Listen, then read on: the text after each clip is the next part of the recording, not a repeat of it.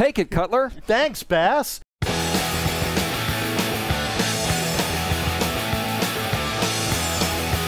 Welcome to the Rowdy.com Big 3 pre-race edition, going to Talladega. With us in Rowdy World HQ, Lee Spencer from Fox Sports, Reed Spencer from Sporting News, and of course my noble swain, Bassmasters. What's a swain? It's like a buddy in medieval England. I'm like your noble buddy? Exactly. Okay. This is Talladega pre-race, and whenever we get to Talladega, I can't help Well, but that's think, actually great, because noble buddies is a big key to Talladega. Oh, see, you're taking this segue in a whole different direction. No, go ahead, Cutler. I was going to say, I always think of David Poole, our dear departed friend, who used to call racing at Talladega insanity. He thought it was just nuts. He said, we need to tear down this track and start from scratch.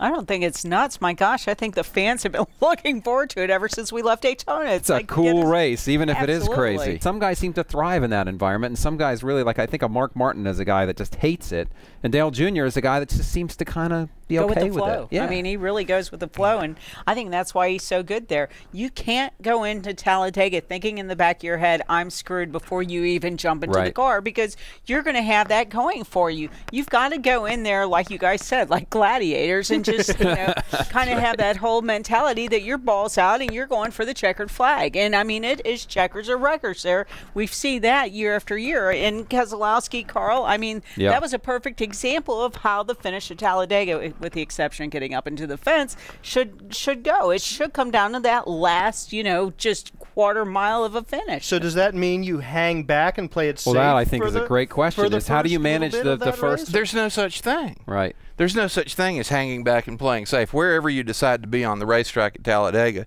you're still in jeopardy. You know, anybody can wreck anytime.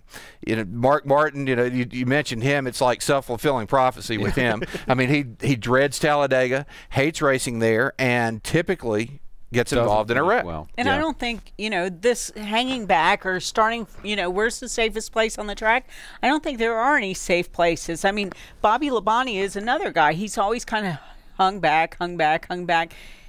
In 2001, you know, when we lost the great Dale Earnhardt, that's where Bobby was, and he watched Tony Stewart come over his windshield. And that's, you know, there is no safe place. I mean, probably the safest place you can be is the guy leading the race. But you could still get wrecked up there. So is this going to be a Daytona replay as far as what we see on the track? Guys hooking up early, like high school gym, everyone get a partner, you know, and everyone grabs a partner, and they try to stick together as much as they can. Is that what we're going to see, or is it going to look a little bit different because it's Talladega, not Daytona? I think you're going to see much of the same thing. I think starting out in practice, you're going to see guys trying to figure out whom they work with well. Right. I think you're going to find guys who want to push and guys who want to lead. Are we going to see the peak out, or are we going to see the well-choreographed switch, or a combination of the two? when we get later in the race, I think you're going to see more of the peaking. You know, they'll see how far they can go until their temperatures start to peg. You know, as we get into the closing laps, you're going to have people peaking out because they're going to have to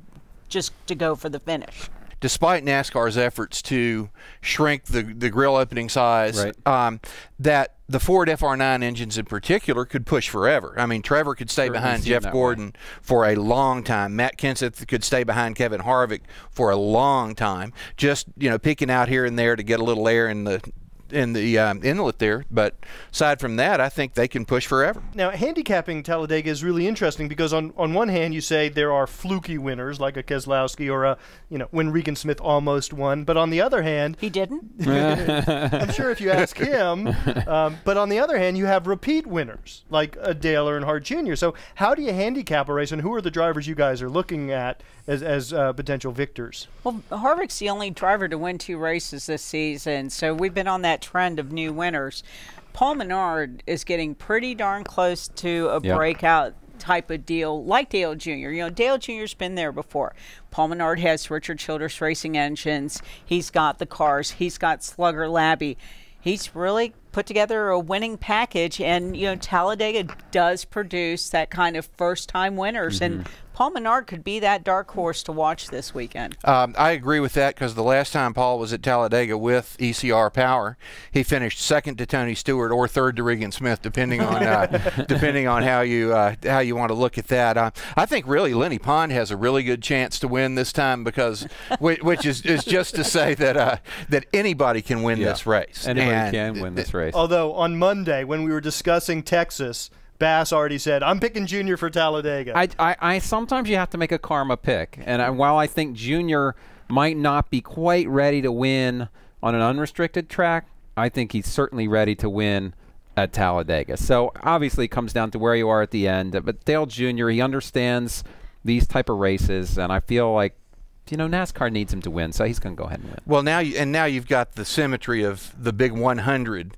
Right. 100 race drought, which he's poised to break. Right. Perfect place for him to do it. Exactly. So if you're looking at sort of like a karma type pick, I'd say Dale Jr. What about you, Cutler? Running over your dogma. You know, not again.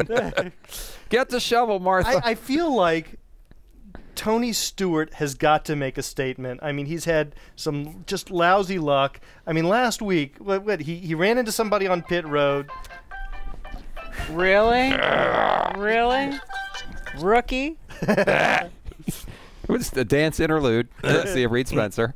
I think Tony Stewart is poised to make a statement. Last week, he ran into somebody on pit road. He got nabbed for a speeding penalty. He ran. I mean, how much He's grumpy. ran out of gas? He's grumpy. Isn't he grumpy these days? How much bad luck can one man endure at one race? So I think he's going to be so pissed off and so surly that he's gonna break through at Talladega and get back. Am I out there in left field? Tony's a good pick at Talladega. He is a good pick at Talladega, but you know, that crankiness, I haven't seen it this year, but then again, I've just stayed away. Yeah.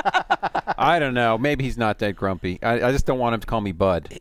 I've just noticed when he calls you Bud, he's not happy. He seems grumpy. He seemed grumpy to me a couple times. I mean, ask him a question about the point system. You'll get grump. Oh, You'll definitely get grump. Yeah, we heard that one. All right, that has been your pre-race edition of the Rowdy.com Big Three. Enjoy Talladega this weekend. We'll be back on Monday to wrap up the whole thing, the whole damn toast of guac. I knew you were going to say toast of guac. I just knew that was coming out of your mouth. You know, I got a soft spot for toast of guacs.